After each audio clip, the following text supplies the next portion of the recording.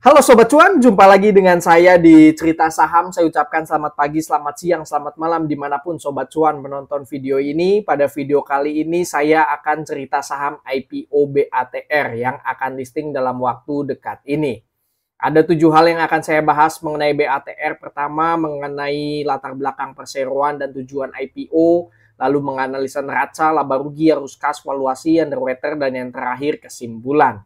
Pertama kita masuk ke bagian latar belakang perseroan. Jadi perseroan ini sudah berdiri lama dari tahun 1997. PT Benteng Api Teknik atau juga disebut BAT Refractories adalah perusahaan produsen batu bata tahan api, semen tahan api, dan refractory material dengan produk utamanya meliputi fireclay bricks, high aluminium brick, refractory mortar, castable refractory, gunning castable, dan lain-lain. BAT Refractories memulai aktivitasnya sebagai perusahaan yang spesialis di bidang pemasangan dan perbaikan refractory dan insulation. Lalu refractory itu apa? Refractory ialah sebuah material bukan logam yang dapat digunakan pada konstruksi yang beroperasi pada temperatur yang tinggi dalam waktu yang lama. Jadi perseroan ini memproduksi batu bata ataupun semen tahan api. Refractory dibuat dari berbagai jenis material seperti aluminium, magnesia, lempung atau clay, kromit, silikon karbida, dan lain-lain. Dengan didukung lebih dari 182 karyawan, dan ini cukup banyak karyawan yang dimiliki oleh perseroan, fasilitas yang lengkap dan memadai beserta tim yang kompeten, BAT Refractories berkomitmen dan menyediakan produk-produk refractory yang berkualitas dan tepat guna yang sesuai dengan kebutuhan konsumen pada berbagai industri, seperti industri besi dan baja, peleburan aluminium dan tembaga, industri petrokimia dan pupuk, industri minyak gas, dan lain-lain. Perseroan saat ini telah menjadi perusahaan terkemuka di Indonesia dengan bisnis utamanya itu ada 4. Selain daripada perseroan ini memproduksi elemen atau material tahan api, perseroan juga ini sebagai aplikator ataupun kontraktor ketika adanya suatu proyek ataupun kontrak. Dan ini adalah produk utama yang dimiliki oleh perseroan, dan ini adalah produksinya atau produk-produknya seperti semen tahan api, lalu ini batu bata tahan api, dan lain-lain. Dan ini adalah customer yang dimiliki perseroan, di mana customernya ini perusahaan-perusahaan besar dan terkemuka semua. Lalu ini adalah proyek-proyek yang sudah dijalankan oleh perseroan. Sobat Cuan bisa lihat di sini untuk detail proyek-proyeknya. Lalu ini adalah persaingan usaha atau kompetitor perseroan. Sebenarnya kalau untuk kompetitor yang sudah listing di bursa itu sepertinya belum ada. Jadi perseroan ini merupakan pionir di sektornya material tahan api. Lalu ini adalah rekam jejak perseroan, dan sampai dengan saat ini perseroan memiliki 162 karyawan. Selanjutnya saya akan membahas mengenai rencana IPO BATR. Jumlah saham yang ditawarkan itu ada 620 juta lembar saham, bonus suaranya 1:1. Untuk publiknya itu 20,5%, pemegang saham lama memiliki harga di 20, dan untuk publik di 100 sampai dengan 115. Harga arahnya apabila di harga 100 maka arah di harga 135 atau naik 35%. Lalu apabila di 115 maka arahnya di harga 155 atau naik 34,7%. Untuk ARB-nya apabila di harga 100 maka ARB di harga 65 atau minus 35%. Lalu apabila di 115 maka ARB di harga 75 atau minus 34,7%. Untuk perolehan dana IPO saham 62 miliar sampai dengan 71 miliar. Dan perolehan dana IPO waran itu sampai dengan 186 miliar rupiah. Sehingga perseroan ini meraup dana IPO itu sampai dengan 260 miliar rupiah. Padahal ekuitas perseroan ini hanya 71 miliar. Dengan catatan warannya ini kalau semuanya ditebus gitu ya, maka perseroan dapat 186 miliar rupiah. Untuk masa book buildingnya sudah selesai, masa offeringnya 3 Juni sampai dengan 6 Juni, listingnya itu pada tanggal direncanakan 10 Juni. Dan perseroan akan masuk dalam papan pengembangan underwriter trader ialah KGI Sekuritas. Untuk penggunaan dana IPO ini sebagian besar dana IPO digunakan untuk belanja modal berupa pembelian tanah dan bangunan dari pihak terafiliasi. Jadi sebelumnya ini perseroan ini menyewa, dan sekarang dengan adanya dana IPO perseroan akan membeli tanah dan bangunan tersebut. Lalu sekitar 9,5% untuk pembangunan dan perbaikan bangunan, 5% untuk pembelian peralatan laboratorium, 6% pembelian mesin produksinya, Lalu sisanya ini akan digunakan untuk modal kerja berupa persediaan barang jadi dan bahan baku. Lalu untuk rencana waran BATR, jumlah waran yang ditawarkan 620 juta lembar waran, bonus waran 1:1, waran beredar 25,7%, harga awalnya 0, harga tebusnya 300, maka perolehan dana warannya ini 186 miliar dari waran yang ditawarkan dikalikan dengan harga tebusnya. Untuk masa perdagangan waran ini 10 Juni 2024 sampai dengan 4 Juni 2025, hanya 1 tahun saja masa tebus warannya mulai dari 10 Desember 2024, jadi tidak lama, 6 bulan kemudian ini bisa kita tebus. Kalaupun ini bisa sampai di atas 300 ya berarti pasti laku warannya, namun apabila harga sahamnya di bawah 300 itu kemungkinan besarnya pasti nggak laku warannya. Sampai dengan masa tebus warannya 9 Juni 2025. Penggunaan dana waran 100% ini 186 miliar untuk modal kerja perseroan. Berikut ini adalah susunan pemegang saham perseroan, dan pemegang saham terbesar dimiliki oleh Bapak Ridwan memegang 43,4% dan masyarakat 20,5%. Untuk lock up period hanya ada 2, Bapak Eka Darna Suryadi dan Bapak Ridwan ini ada lock up period, namun untuk Bapak Sugeng dan Bapak Anwar tidak ada lock up period. Berikut ini adalah profil dari Dewan Komisaris dan ini adalah profil dari Dewan Direksi. Selanjutnya saya akan menganalisa neraca perseroan. Dari sisi aset di sini adanya pertumbuhan, namun per 2023 ini total asetnya sedikit ada penurunan di sebesar 112,7 miliar rupiah, di mana pos terbesarnya ini ada pada persediaan sebesar 39,9 miliar. Lalu untuk kasnya, perseroan memiliki 21,3 miliar, piutangnya 21,6 miliar, dan aset tetap ini sebesar 21 miliar rupiah. Untuk liabilitasnya di sini adanya penurunan dari tahun 2021 sebesar 75,3 miliar, dan per 2023 khususnya bulan November ini sebesar 41,4 miliar rupiah. Di mana penyumbang terbesarnya dari sisi liabilitas yaitu dari utang bank ini sebesar 18,1 miliar rupiah. Utang banknya untuk detailnya Sobat Cuan bisa lihat di sini. Ini berupa pinjaman rekening koran dari Bank BNI, BRI, dan juga OCBC, NISP. Untuk tanggal jatuh temponya juga ada dan tingkat bunganya juga ada. Sudah dibuat diagram agar Sobat Cuan juga bisa lebih memahami terkait dengan utang perseroan. Lalu untuk ekuitas di sini adanya kenaikan modal ditempatkan dan di store dari yang tadi 650 juta jadi 48,1 miliar. Hal ini disebabkan karena adanya konversi saldo laba. Terlihat di sini dari 48,8 miliar ini dikonversi di modal ditempatkan dan di store. Maka dari itu saldo labanya berkurang. Sebenarnya tidak ada suntikan modal. Jadi per November 2023 ekuitas perseroan ini sebesar 71,2 miliar rupiah. Selanjutnya saya akan menganalisa laba rugi. Pertama dari sisi pendapatan, dan ini bagus karena tiap tahun selalu meningkat. Terlihat Sobat Cuan di sini di tahun 2020 77,2 miliar, 2021 naik 81,3 miliar, 2022 131 miliar, dan 2023 ini di periode yang sama saja sudah lebih tinggi. Diproyeksikan ini penjualannya, pendapatannya ini diharapkan juga bisa lebih tinggi dibandingkan dengan full year di tahun 2022. Lalu pendapatan terbesarnya ini sebenarnya banyak sekali customer yang sudah kerjasama dengan perseroan, bahkan ini hampir tiap tahun ini selalu langganan dengan perseroan. Bisa jadi ini perseroan selalu mendapatkan order repeat gitu ya, repeat order, jadi selalu berulang, dan ini menunjukkan kualitas akan perseroan, produknya dan juga pelayanannya ini bagus sehingga banyak perseroan selalu menggunakan produk dan jasa dari perseroan. Lalu untuk laba bersihnya di sini masih cenderung naik turun namun cenderung meningkat. Di sini di tahun 2024 miliar dan di tahun 2022 ini meningkat pesat jadi 12,3 miliar.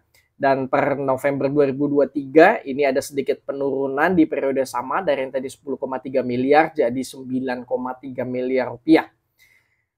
Untuk dividennya, perseroan ini akan membagikan dividen di tahun 2025 karena mengambil laba bersih di tahun buku tahun 2024 dan akan membagikan dividen 50% dari laba bersihnya. Sebelumnya juga perseroan selalu rutin membagikan dividen dari tahun 2020, sempat absen juga itu di tahun 2021, namun kembali membagikan dividen di 2022. Dan di tahun 2025 kita proyeksikan berapa sih kisaran yield-nya yang dibagikan kepada pemegang saham setelah IPO.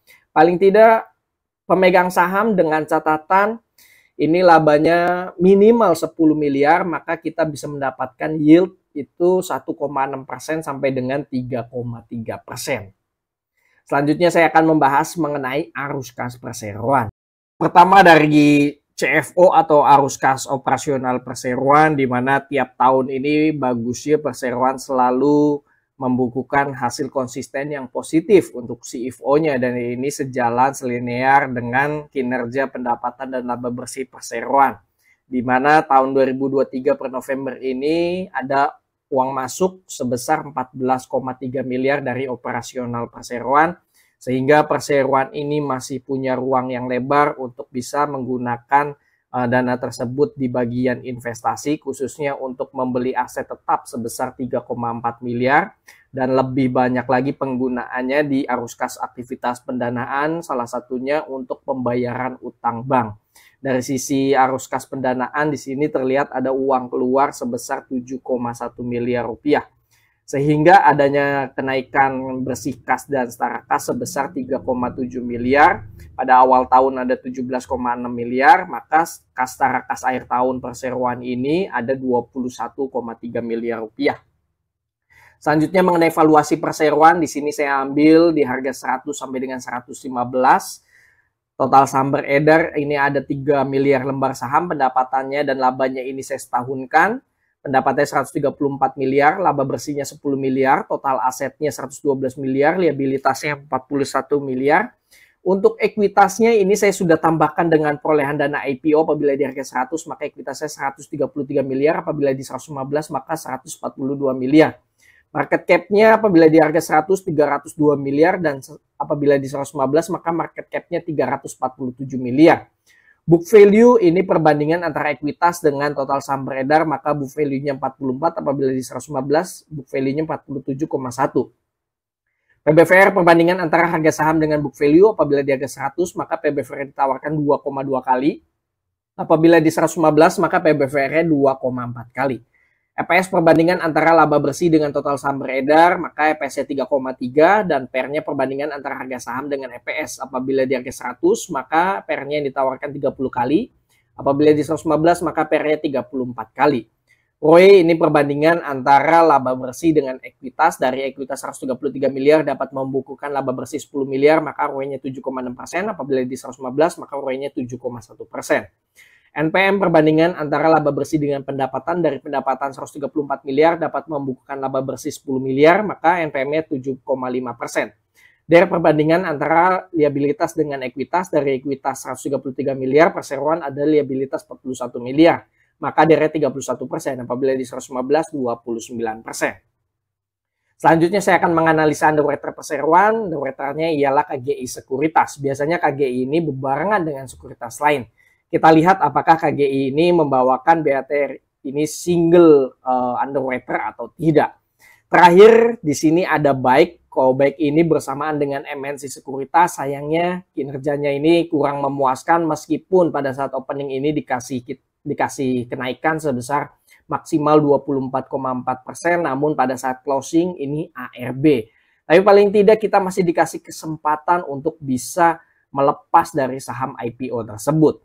Sebenarnya setelah IPO DOH, yaitu IPO-nya Volt, ini openingnya selalu naik. Jadi untuk amannya saya sarankan sebenarnya hanya sebatas masukan saja. Paling tidak kalau emang tidak arah, saya sarankan itu kita langsung taking profit saja. Masalah itu nanti naik lagi atau tidak itu sudah di luar kendali kita. Setidaknya kita amankan dulu cuannya daripada closingnya ini nasibnya sama seperti saham Baik. Padahal ini Baik juga masuk dalam papan pengembangan, namun closingnya ini ARB.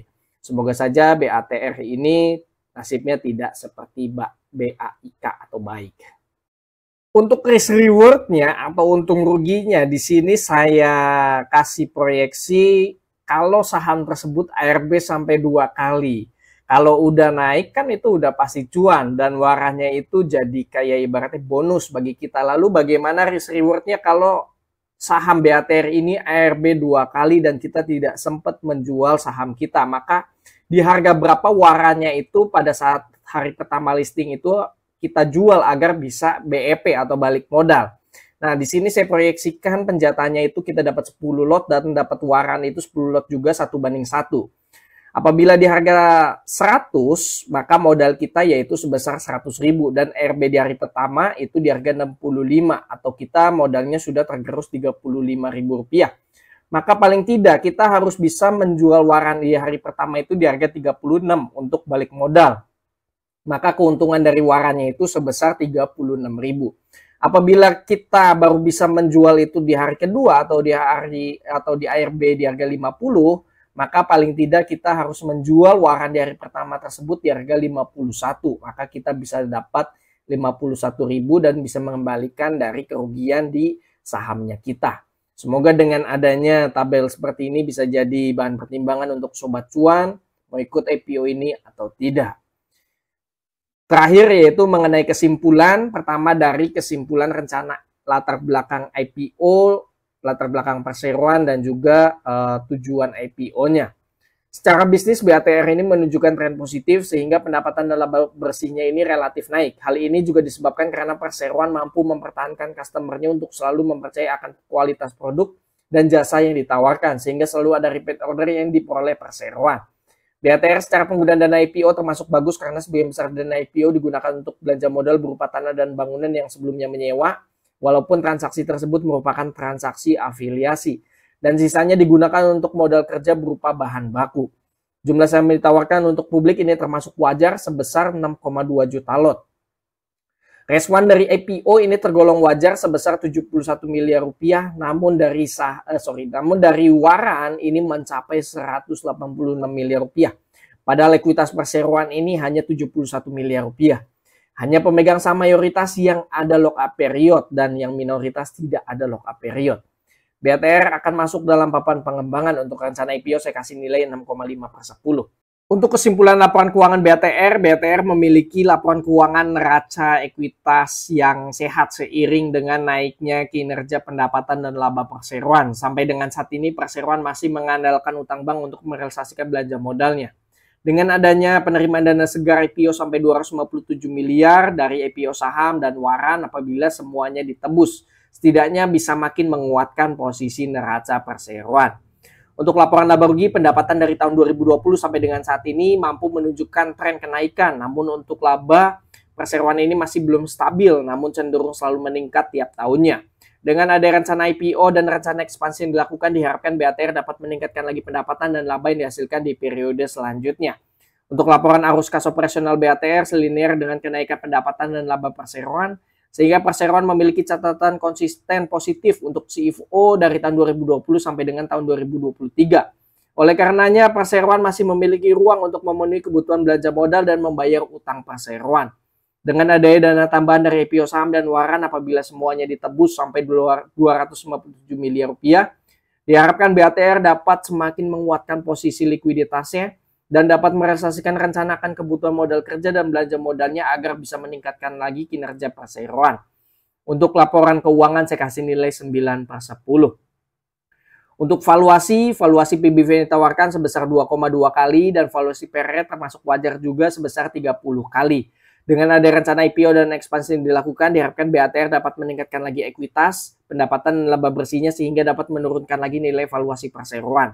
Market cap BATR tergolong wajar yaitu 302 miliar dibandingkan dengan ekuitas perseroan ini sebesar 133 miliar rupiah.